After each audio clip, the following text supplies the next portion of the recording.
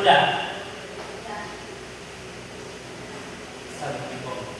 Waalaikumsalam warahmatullahi wabarakatuh.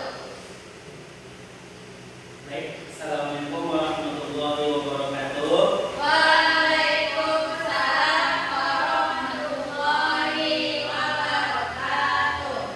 Apa kabar anak-anak Bapak semua? Alhamdulillah baik, Pak. Nah, siapa ketua kelasnya di sini? Berita, Pak. Silakan cerita dipimpin doanya. Sebelum memulai pembelajaran, alangkah baiknya kita berdoa. Berdoa dimulai. Bismillahirrahmanirrahim. Amin. Baik. Selanjutnya Bapak akan mengabsen ya. Kata yang nggak masuk hari. Ada, Pak. Siapa? Dimas, Pak.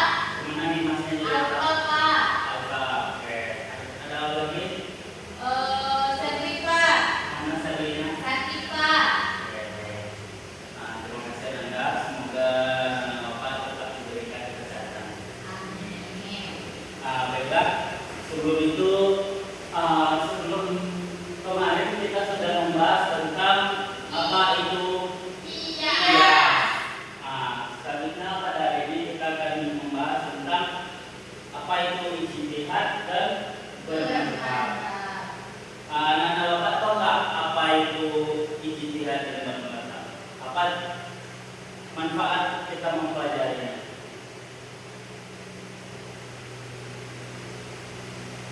Tidak tahu, Pak. Jadi makanya karena tidak tahu itu kita akan mempelajarinya hari ini.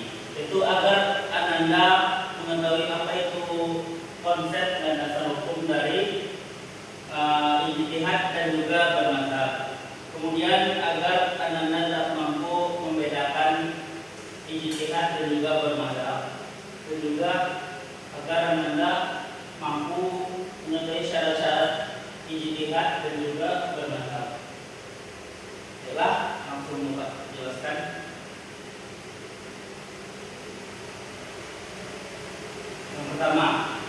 Yang pertama itu ada yang namanya ijtihad.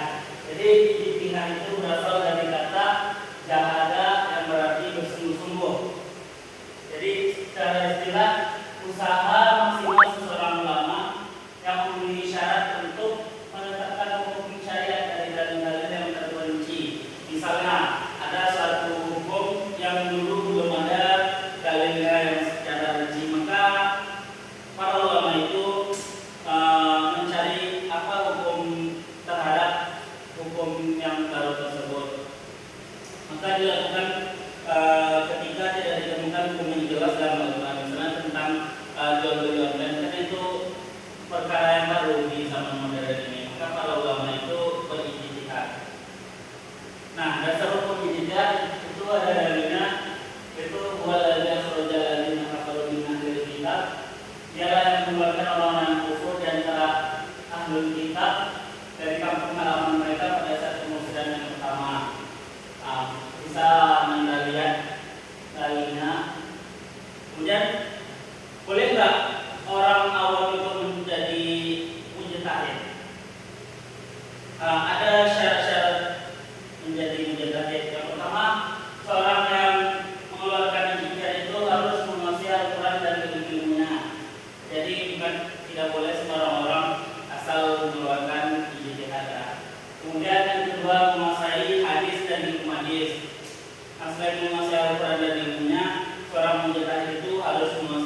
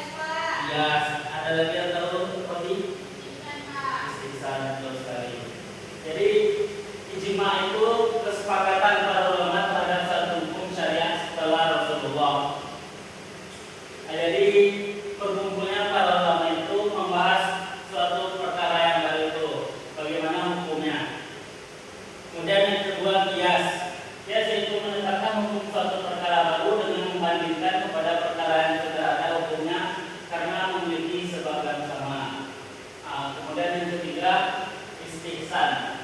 Istihsan itu menentukan hukum dengan mempertimbangkan kebaikan dan kemaslahatan. Dan yang terakhir adalah maslahat, yaitu menetapkan hukum demi kemaslahatan umat umum yang tidak bertentangan dengan syariat. Jadi misalnya tentang jual beli online, jika tidak ada yang bertentangan dengan syariat, maka itu diperbolehkan.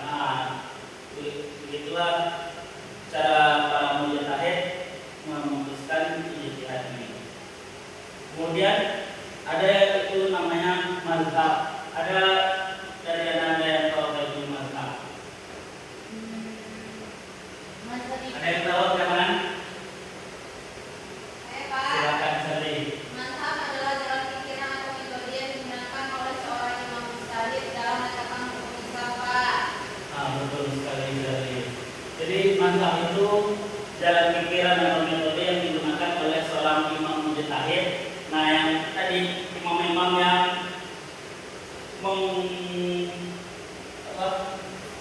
membahas suatu hukum yang baru tadi itu disebut imam mujtahid dalam menetapkan hukum Islam. Ada yang tahu ada berapa imam mujtahid di dalam mazhab? 4, Pak. Betul. Siapa saja?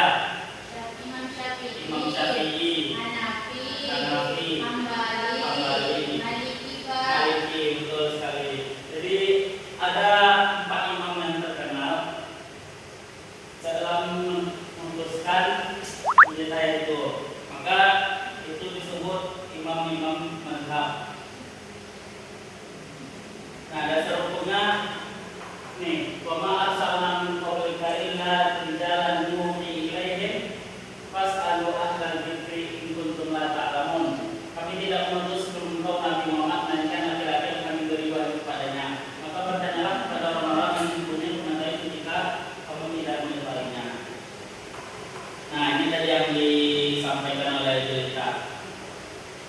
Ada 4 imam mazhab, mazhab Hanafi, mazhab Maliki, dan mazhab Syafi'i, dan mazhab Malik. Nah, mungkin itu saja yang dapat Bapak sampaikan. Ada tugas untuk Anda. Bapak bagikan 3 kelompok. Kelompok pertama itu membahas tentang cari studi kasus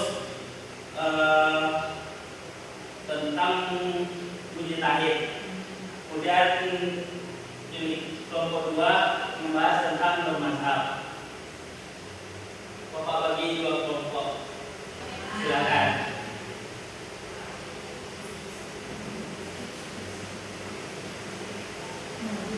Baik, siapa yang bisa maju? Bisa sampaikan, silakan. Baik. Baik, dari pembelajaran kita hari ini ada yang dapat menyimpulkannya? Silakan lagi.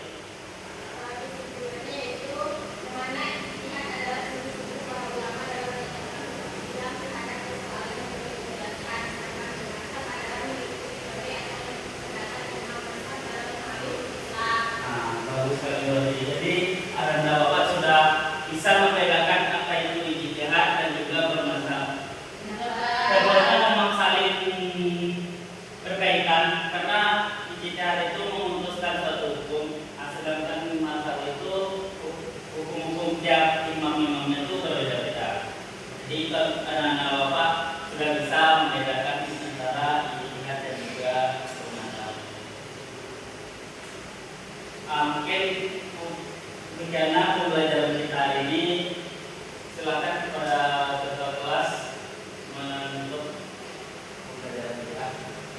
Baik, sebelum pembelajaran berakhir, mari sama kita mengucapkan alhamdulillah. Alhamdulillahirabbil alamin.